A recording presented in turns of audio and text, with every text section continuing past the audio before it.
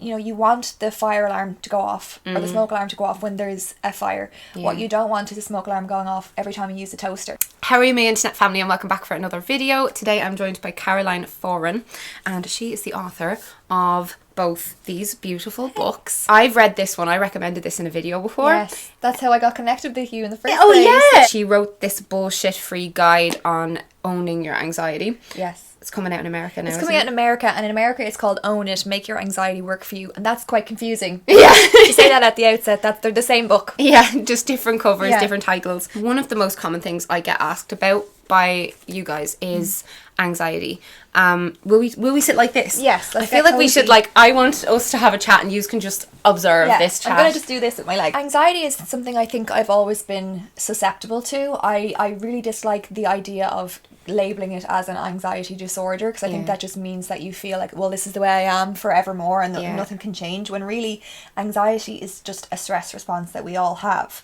And it's all to do with hormones and chemicals, and some of us feel it more than others, and it's just how we manage stress in our lives, and stress can often turn into anxiety, which I think people don't realise.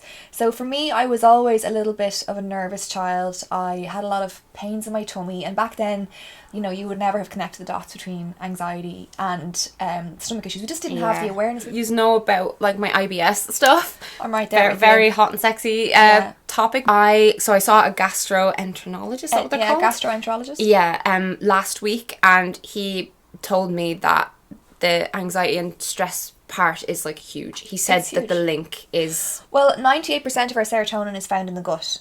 Oh my god! And it really is called the second brain for a reason. And for the majority of people, before they really identify it as anxiety or feel anxious, it comes out, it manifests in their stomach issues. Now, someone else might have migraines, or someone else might have a thyroid issue or breathing. Yeah. So for me, it was always my tummy, and I was diagnosed with IBS, which again I think is just an umbrella term for not knowing really. But for me, I got into this cycle of feeling unwell and being so anxious to go out in case I had diarrhea, and then the doctor's like, "Oh, are you just stressed?" I'm like, "Well, you'd be fucking stressed if you couldn't eat a meal without feeling bad." Yeah. So I think it was kind of partly some things that irritated my gut, like I'm lactose intolerant, but a lot of it was anxiety, and I don't know that there was any obvious trigger, and there doesn't have to be. The first time I would say that I struggled badly with anxiety, I was 19, and I ended up being diagnosed with generalized anxiety disorder, and I was having panic attacks, and it was just really, really bad for about a year. But before I go into that part of it, when I was a kid, I definitely think it kind of started when I was younger in my attachment styles. Yeah. Because my parents broke up when I was about 7, and I know that around that time I started first feeling the symptoms of what I would later discover to be anxiety, because there was no talk about it when we were younger, which I think it's amazing now that people actually know what it means. And especially for younger kids to be able to have their parents say maybe the pain in their tummy going into school every day is a little bit of a worry or something like that. Yeah. One of my very distinct memories is the first time I saw my dad's new apartment, and it was oh my god, my dad is living in a different place now. And it was just so confusing to me, and I remember walking in and just throwing up all over the rug. My God. And he has such a memory of that as well. He felt so bad for me, but I felt very attached to I just always wanted him to be around, and I just that kind of thing, and that actually followed me into one of the questions I get a lot is about relationship anxiety, this anxiety, that anxiety. They're all kind of very much the same thing. It's the same stress response. It's just coming about from different reasons. And it followed me definitely into future romantic relationships and friendships, where I would get very, very kind of overly attached and clingy almost, because I was so afraid of I just have all these worries, and I was always in the future in my head. It took a long time for me to learn how to be in the moment rather than... But that's the nature of anxiety. You're always worrying, it's kind of future oriented. But my experience was quite similar to yours in that there was one isolated year. I was 24, and what I find the hardest thing about my anxiety when I was really bad, and what people message me most about, is this feeling of shame, where I say there wasn't a good enough reason to justify me having a mental breakdown, and because really nothing that bad happened to me. And I felt like, Jesus, you need to just get a grip. All that happened was that I moved out of my family home and in with my boyfriend, and I was quite a home bird, and I'm very attached to my mum, the same way you're describing. And obviously it was great moving in with my boyfriend, but I maybe on some conscious level it was a bit of a shift for me. And then at the same time, in 2 weeks period, I left a job that I loved. I went into one that was just so wrong for me. Yeah. And slowly but surely I started to, my stomach problems all came back with a vengeance. Wow. And I was so unwilling to connect the dots between what was happening here and what was happening up here. And eventually it just sort of cranked up a notch, you know, until it was like my stomach was the vehicle through which the anxiety was being communicated to me, but I wasn't getting the message. And then as time went on and I was ignoring it, and I was like, you need to just get a grip, you're fine, and totally unwilling to identify it as anxiety, then panic attacks came into the mix. So what's a panic attack like for you? So you'll never know I'm having one. I don't kind of breathe erratically, but for me, the way I would best describe it was that I remember, so I was starting to feel very like I was unravelling, and I was walking through Dundrum for one of my worst panic attacks, a shopping centre, and I bumped into someone who I wasn't expecting to meet, and because I was feeling so vulnerable and so on edge, that just threw me completely. And in my head, so I had this flood of what felt like fire inside me, and it just rises up from your chest and like rises out through your limbs, and it's like the adrenaline and cortisol that has nowhere to go because there's nothing to run away from. Like that happened to me one time where I got tingly, like my hands like pins and needles feeling. It's awful. And I just, in my head, I was like, if I don't leave the situation out, I'm gonna die. And even when I started to get familiar with having panic attacks, I knew I wouldn't die, but it's the most terrifying. It's terrifying because you're just sitting there thinking, oh my god, like, am I not able to cope? I've had them sitting on my sofa. And for me, and what I always want to get across is the biggest reason that my panic attacks were bad, and the reason I don't have them anymore, is because I didn't understand anxiety. I didn't understand why it was happening. I didn't understand how our brains work. I didn't understand how unbelievably normal it is. You know, you're not like over there in a corner because you have anxiety. Yeah, like guys, seriously, I would be hard pressed to name someone in my life, in my close life, who has had no experience with anxiety. Like, it is just part of the human condition, I think. When it gets to a place where it's actually affecting your life really badly, is the time to really reach out for professional help. I think when you're just nervous and anxious, you can talk to your family and friends, and that can kind of, for me anyway, that was like, and still is, a help. If I feel anxious, I'll just tell people in my life, and they'll encourage me to, you know, do the things that I know, which I will get to. But there was a time where it was so bad that I had to get Xanax and medication and seeing a specialist, and like I just didn't know what was happening to me. When the word anxiety was first mentioned to me, I was like, it's like a disease. Like, I didn't know anything about it. I thought of it as like a virus or something that takes over you. And I remember, I was paying all kinds of money. I would do anything for anyone who told me, do this one thing and your anxiety will be gone forever. I was like, give it to me. And that's why I wrote the book, and that's why it became a bullshit-free guide to living with anxiety, because it's not something to cure like a stomach bug. You know, when you're in a wave of anxiety, just learn to manage you have to manage it, and you have to work with yourself rather than against yourself. And my biggest issue was that I was trying so hard not to feel it, and like you, thinking of it as a disease, where I wake up one morning and I wouldn't feel so bad, and I'm like, oh my god, it's gone. And then later on, if I felt it, I'd be like, oh, it's back. And so all of that, because I was in the dark about understanding it. And I think what's so important to always reiterate is, we've always had a stress response, and it's so essential from a survival point of view. But what's happened is, back in hunter-gatherer times, we needed to have that flood of hormones to get us out of a situation that was a threat to our survival. It's like rooted in our, like, how we've evolved. But basically, the brain hasn't. Fast forward to today, and the amygdala, which is the part of our brain where we feel fear and anxiety and worry, hasn't actually caught on that well. And now what's happened is, we're still reacting to stress in the same way, but no longer is it necessarily a threat to our survival. It's a threat to like your emotional well-being. So a threat to your sense of self-worth, or a threat to your sense of security, or what people think about you. So, and unfortunately, the brain still reacts in the very same way. And someone so annoying. It's really frustrating. And someone said to me a while ago, and I thought it was such a good way of putting it, that, you know, you want the fire alarm to go off, or the smoke alarm to go off when there's a fire. What you don't want is a smoke alarm going off every time you use a toaster. And in our day-to-day life, that's brilliant. We are popping toast left, right and centre because we are more stressed, and people might think they're not anxious because there's no reason for them to be anxious, or it's come out of the blue. But if you are stressed for a long time and it builds up and up and up, it can just turn over into those anxiety symptoms, and you think it's come out of the blue, and because you don't understand it and because you're frightened of it, it becomes this much bigger monster. And when you start to unpack it and think, okay, let's look at my lifestyle. What's really going on right now? Does this make sense? And be kind of nice to yourself. Yeah. You start to regain control, and that's what I've managed to do. And I really do feel, you know, obviously having written about anxiety and written a book about it, someone referred to me a while ago as, I have a question for the anxiety girl, and I was like, oh god, oh no, is that like my personal brand now? But I don't feel defined by anxiety anymore.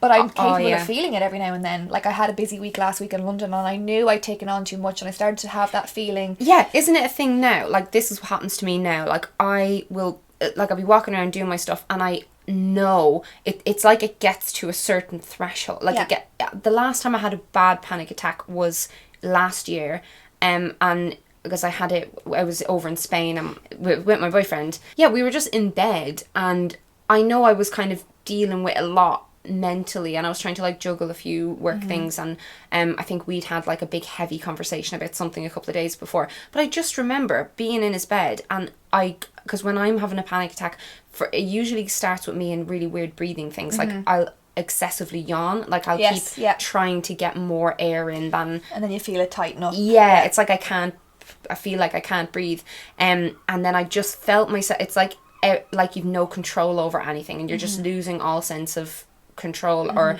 like feeling tethered to the earth. It's like you're just shit, like oh my god, and everything is just, it's so strange. But it came on me out of nowhere, and I was in the bed, and I was just freaking out, and he was getting really like, he'd never seen it happen to me, obviously, and he didn't really know what to do. And I you know, I had like certain things that I relate to, like calming down, like back when I had really bad panic disorder, or whatever you want to call it, my dad had this little kind of thing that he would do where he'd get me lavender oil, he'd open the door, I would lie on the ground with my head kind of halfway out the sliding door, he'd play music, he'd talk to me, he'd sit right beside me talking. He had all these little rituals to like get me to calm down, because it was at a point where I felt like I'd have a weekend where I'd just keep coming in and out of the same panic attack. It was horrible. But when I basically sat on the bed, and I was like banging my own head, pulling at my hair, like freaking out, and I was like, it'll pass, just leave me alone, just fuck off, it's fine. I was being very aggressive, and I was very like, and he was just like, what can I do? And I was like, nothing, it's just, it'll go, I know what it is. And it did, like, I kind of let it wash over me now, like, I know what it is, and I'm just like, the benefit of having regular panic attacks actually is that you start to recognise a pattern, and you become familiar, and you know that it passes, so there, when it happens, you're not like, holy shit, you're like, okay, come at me, do your worst, and you know. And for me, what I always do is prioritise the aftermath, so like you say, like having those little rituals that just bring you back into the here and now, that kind of thing. Do you know what one of my favourite things to do is to like overly focus on something? So like, say like a rug, or a scarf, or a cat, or just anything that's like textured or whatever. I'll just focus as it and push everything else out of my brain, like nothing else exists except that thing, for until I'm like starting to calm down. It's all whatever works for you. Something that my husband does, and we'll talk about how it affects relationships and stuff now, but something he does, and because he knows I'm always so intrigued, if he sees me, he says he can see the hamster starting to like run away with themselves, and he's like, I need to bring you back into the room, and he says, okay, if we have a boy or a girl, if we have a baby eventually, what would we name them? Give me 3 names for a girl and 3 names for a boy. And I'm so like, I'm taking it so seriously that I cannot, and then before I realise it, I'm kind of back in the room. Wow. So just whatever those little things are for you. Sometimes it's just putting on, I actually think what's really unhelpful is, you know, this whole meditation and wellness thing now, where you feel under pressure to be managing yourself so well. And actually I used to try and meditate when I was in the thick of a panic attack. It doesn't work. It doesn't work, and you feel under so much pressure, and then you feel more anxiety because you think, well, it's not working for me, I'm broken. And actually what I do is just like put on some trashy TV and take the pressure off yourself. You know? The whole thing about meditation as well, like I feel like what people describe meditation as, I feel like I'm in a meditative state if I'm listening to like really loud music out on a walk, and I'm, you know, I can get into that kind of state. I don't have to be like in this quiet room and sitting in a certain way, and, you know, doing, obviously deep breathing helps, like it doesn't matter what it is. So whether you are out there chanting with the wolves in the park, or whether you're watching Say Yes to the Dress, which was my personal go-to, whatever you're doing that is soothing your parasympathetic nervous system and calming down you know, those hormones, whatever it is, it doesn't Works, matter. yeah. And the longer you can stay in those states of feeling like, oh, everything's calm over time, which is why people think meditation is so good, because it gets you used to being Like a very habit. relaxed. And it's something that has to be done, like, and I'm shit at it, I'm not a meditator. Yeah. Is that a word? It's something that you need to do over time, and your body Yeah. needs to be trained to be like, okay, we're going to bring it down. And then when you do feel the panic rising, it's more of a muscle memory to kind of calm down. But yeah, you were talking about how you weren't sure around your boyfriend, how to be with him, or he wasn't sure what to do. Yeah. And something I get asked so much, and I know you've had loads of questions today for this, is the relationship thing. Yeah, like I've talked to him like in depth about it, and I prepared him, and you know, when I'm anxious, I'm just like, I'm really anxious. I do say it to him all the time, but I know, like, you obviously have some good advice for people who are like in that, because that is the hardest thing, is like the fear of telling people and your family, and then like kind of pigeonholing you as like, oh, the anxiety patient, you know. So much of the anxiety that all of us are feeling is totally unnecessary, because it's worry about how this will make us seem. And if we could realise that anxiety is so normal, it's something that we all might experience at some point or another, and let ourselves off the hook, a lot of the fear goes out of it. I think that what was so important for me when things really changed for me was when I was no longer resisting it or trying to pretend like I was okay. Yeah. And with my boyfriend, well, he was my husband now, so obviously working out okay. But for a long time, I felt so much guilt. I was like, he did not sign up for this. I had been very carefree, and you know, we were having a great time, and suddenly I had a mental breakdown and I wasn't functioning. I was crying all day, every day. I was, you know, it was just horrific. And I was like, you did not sign up for this. Please go and be free. And he was like, obviously very emotionally mature. It was like, I love you, like, we're going to figure this out. And what we both learned after a while was how important it is to normalize it. So instead of me coming home and saying, I'm after having a really bad panic attack, and him saying, oh my god, are you okay, which would make me be like, am I okay? I would say, yeah, I know, I went to IKEA, I had a panic attack, I had a sandwich, and he's like, okay. And then he would say to me, you know, he would never overreact, and he knows there's nothing really he can do, but he's like, that's okay. And he'd say, what is the one thing we can do now to make you feel even a little bit better? Aww. So let's not try overanalyze Make it into a massive thing. Yeah, just be like, okay, well, he might say, well, look, it makes sense, you've had a lot going on, or something a question I always ask myself, and he asks me when I'm too sort of anxious to be able to, and he says, okay, what are the vulnerability factors that might be at play right now? Could be being on antibiotics and you're run down, and that makes you more susceptible. It could be being hungover. It could be that you've got something coming up that you're... So there could be a whole myriad of different reasons, and it's just about saying, okay, I can see why I'm feeling this way, and then it's like, okay, what am I going to do now? So important and so true. Yeah, like a lot of the time when I experience it now anyway, like I can trace it back to something. Obviously it can strike for no reason, but like those things, you might not classify them as reasons, but they are, like, they can be, like, even just like what you said, like with your period, like when I have PMS right now, it affects everything. It affects how I talk. It affects everything. Like last night, I just wanted to do nothing. Like I get so hot faced and so just fucking wound up, and like a lot now, like when I feel anxiety, it does tend to be within that week of the month, you know. Well, the key there is to step back with a helicopter approach and say, I can see the pattern here and why this happens. And then when you find yourself in that moment and you're like, okay, I have my period,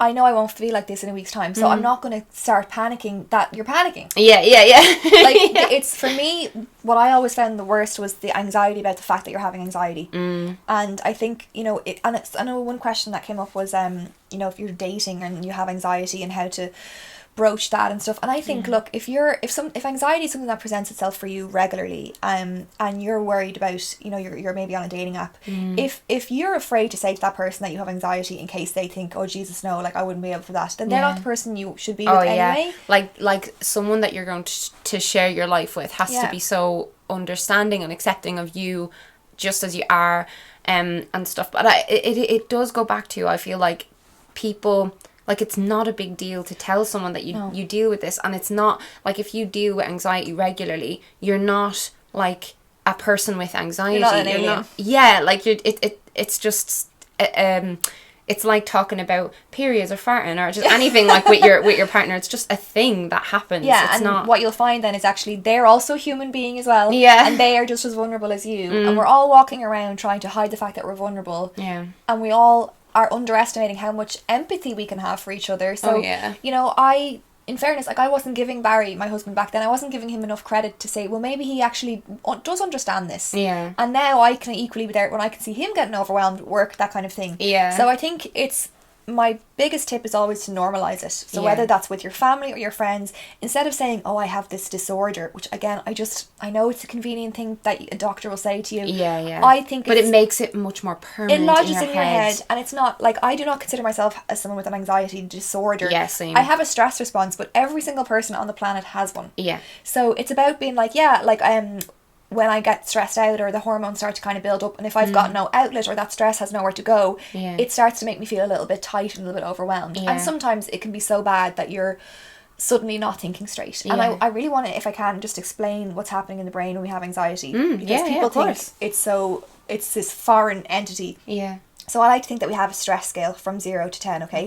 And 0 is so relaxed you're probably passed out. Yeah. 10 is kind of entering panic mode. And I'd say we all sit around at number 4 most of the time. Yeah. And then you add in a little bit of stress. Maybe you're a bit overwhelmed. Maybe you've got an essay due for college. Yeah. And then you're up to maybe a 5 or 6. You don't notice anything, you don't feel any symptoms, but you ignore it. Then you add in something else, like maybe you have a fight with your boyfriend. Maybe your skin is breaking out and that's starting to really worry you. Yeah. And then you're up to a 7 or a 6 or a 7. And then it might take very little at all to push you over to a 9 or a 10. Yeah. And you think, whoa, this has come out of the blue. But what's been happening is you've been wearing down the higher thinking part of your brain over time. Yeah. And now it could be as simple as, one mean comment on social media, and suddenly you're feeling all the symptoms of anxiety, and it's terrifying, but it makes sense if you can kind of step back. And from the brain perspective, so we talked about the amygdala, which is where we feel fear, and that's very primitive. Yeah. When you are stressed out and you're ignoring it and you're not dealing with it, the amygdala wears down the prefrontal cortex, which is the part of your brain that says, listen, we're okay, it's fine. Oh my God. So then you start to overreact to things, and like I would have found myself panicking, going to buy milk, and panicking in situations that never would have unnerved me. Yes. And the reason why that was happening was because I was stressed out for so long that this more logical, rational part of my brain, which I call like the CEO of your brain, it's responsible for all the executive function in your brain, that was like checked out. It was like, I can't deal with this anymore. And the amygdala, which is like a freaking out child, is running around trigger happy and firing off left, right and centre. And then, so that what happened then, what I didn't realise was that when that happens, now all of my thoughts were tinged with fear. So it wasn't that I was anxious about what's happening tomorrow. I was anxious just in the moment. In general. Yeah. And I think when I started to understand that and be like, okay, I have just, for me, always take it back to the physical. Always take it back to the hormones, the science, the way we've evolved, how our bodies function. Yeah. And then it becomes so much more manageable and normal. And it's not like a foreign... I used to think of it as like paranormal activity. Yeah. That would like come and take over and drag me down the staircase. And that leaves you completely powerless. And, you're actually the one in control. Even when you don't feel it. I feel so much more in control now. Like, I think when I realised... When I started feeling it when I was 19, first of all, like a lot of things did happen, and they weren't massive they like, don't need to be, I think, well, some things like granny dying and things like that, and a breakup, but they're things that happens to everybody. Everyone loses people, everyone goes through breakups, like, but whatever I was very fragile at the time, but like whatever things happened kind of built up and led me to being in this state, and it did last for quite a long time, and depression was kind of mixed in around the same time. But at that time I was doing nothing for myself, like nothing good for myself. I wasn't really making time for friends. I wasn't doing any sort of like physical activity. I was literally sitting down all day and going to sleep. Every single day. So I wasn't moving, I wasn't even walking. I was eating shite, and I still eat a bit of shite, like, but that's all I was eating. I wasn't eating anything real. Everything was like, Pop-Tarts, like that level of process. And I wasn't really kind of opening up to people, and I wasn't doing hobbies like reading, and I just found myself in this weird place where like my bedroom was a kip. It was just a bomb, and just like it totally reflected how I was feeling. I just felt like I had no control over my life. I didn't know, I'd lost a job as well, so I was like, what am I going to do with my life? And kind of comparing myself to other people, that was a big thing. Comparing myself to people who were in the same place as me. I was like, oh, they're happy and settled down, and they're engaged, or they're in a degree, and I just felt like, how am I going to get from here to here? That's impossible. It's like Mount Everest. And I think all of that stuff if I just wish I could have gone back and kind of done more for myself, but I learned from that. Yeah. I feel like now I'm very much like, if I feel myself kind of falling behind in any of my like self-care ritual type things, like I do like hold myself accountable for that now, whereas before I really that will didn't. never happen to you again though, because you have the awareness and because you've been there. And unfortunately people seem to need to get to that point of burnout before they appreciate how unhelpful that is. And you know, even very simple stuff like if you're feeling overwhelmed and stressed out, and it's natural to want to just comfort eat sugar and stuff, but if your nervous system is already quite stimulated and you're adding in things like sugar, you're just giving it more ammo. And then people think, oh, like, why is this happening? It's all those very, very simple things that we're like doing. That's what, like, this book basically, you go into so much in this, and it's not a heavy, difficult read. Like, it's not. Well, one of those, I'm not a psychologist, so it's just my thoughts and it's what not, I've learned. It's not like a big slog type of read. No. But it really is, like, when you know what's happening to you and you know what you can do for it and you know what your options are with like medication and all that kind. Do you have anything you want to say about meds? Or no, actually you did a podcast about that. Yeah, so it's really good. I get a lot of questions about medication, and I did go on medication. My anxiety was so bad that I wasn't functioning. I mean, I couldn't, like I say, I wasn't sleeping, I couldn't get my head above water, and I couldn't benefit from things like having a chat with my mum or going for a walk, which on a day-to-day basis now is quite good for me, and like will kind of nip it in the bud. But back then I was, like I say, my hormones were all over the place, and I felt like going on medication meant I was weak. And just the stigma, isn't there? And actually what I realised was it you know, obviously there is a stigma out there, but I was self-stigmatizing so much, and I thought, wow, if you go on medication, what does this say about you? And really now, when I look back, I'm like, that was actually the strongest moment I had in a dark time, where I said, I'm going to make this decision and do this for myself to get myself back on an even keel. And it's not about, like, medication doesn't make you be different, it brings you back to where you were. It's obviously such a big topic, so I did a special podcast on Owning It, the anxiety podcast, with a psychiatrist who is the person to talk to about this. Exactly. And we talked like through, you can't listen to like random people that, you know, because everyone has their own views and opinions and stuff, but I feel like that's where a lot of people, like, they're not listening to professionals anymore. Like, they're just listening to like people saying about medication, you know what I mean? The danger it used to scare me. Like, that's how I ended up with orthorexia. Like, I was terrified of eating anything that wasn't like a fruit or a vegetable. I got to a point where I was so afraid of eating even like fruit that had touched a blade in a blender, that I wouldn't even make smoothies. Like, I was terrified of food, and that was from me following advice from a load of non-experts, like, who have so not dangerous. trained on the internet. You know, it is like, it really is. So I'll link that podcast down below, but it's definitely like, I don't know, I always in my head used to say to myself, like, I don't want to end up on medication forever, because I didn't want to have to rely on something unless I had, you know, a reason to or whatever, but I needed it at a certain point, like, and it really, really helped me while I was taking it.